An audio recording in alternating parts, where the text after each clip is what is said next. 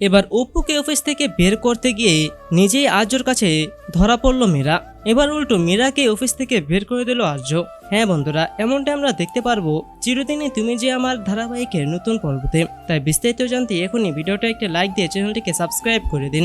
গল্পের শুরুতে আমরা দেখব আর্য অপুর দেওয়া চিঠিটা পড়তে থাকে, আর অপু সে চিঠির ভিতর লেখে, স্যার আমি আপনার বিশ্বাস রাখতে পারিনি।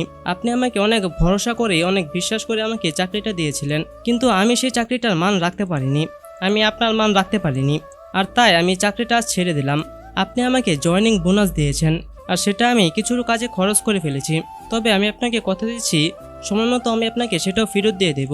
আর অপু যে এই চিঠিটা কান্নাজোড়া কণ্ঠে লিখেছে সেটা বুঝতে পারে আর্য। আর আর্য তখন এই চিঠিটা পড়ে অনেকটা কষ্ট পায়, আর তারপর অপুকে খুঁজতে বের হয়ে যায়।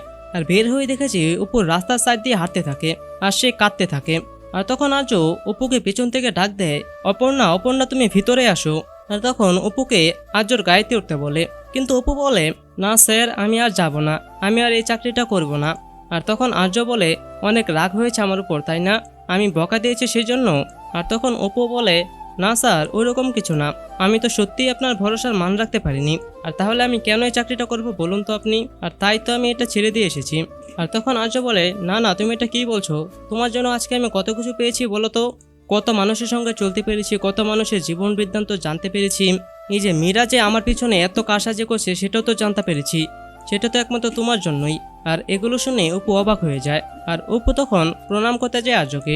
আর আর্য তখন বলে, আরে প্রণাম করছো কেন, তোমাকে কোনো প্রণাম করার দরকার নেই। আর তখন অপু বলে, আমার মা সবসময় বলে কোনো ভালো কাজ শুরু করার আগে সেই লোকটাকে প্রণাম করে নিতে হয়। আর এই বলে অপু কথা বলতে থাকে। আর তখন আর্য মনে মনে ভাবে, অপর্ণার সঙ্গে ওর কেন আমি এত মিল খুঁজে পাই। এই বলে আর্য অপুর দিকে একদৃষ্টিতে তাকিয়ে থাকে। তো বন্ধুরা, কেমন লাগলো আপনাদের আজকের এই পর্বটি সেটি এখনই নিচে কমেন্ট করে জানিয়ে দিন, এবং পরবর্তী পর্ব সবার আগে পেতে চাইলে এখনই আমাদের এই চ্যানেলটিকে সাবস্ক্রাইব করে দিন। ধন্যবাদ সবাইকে।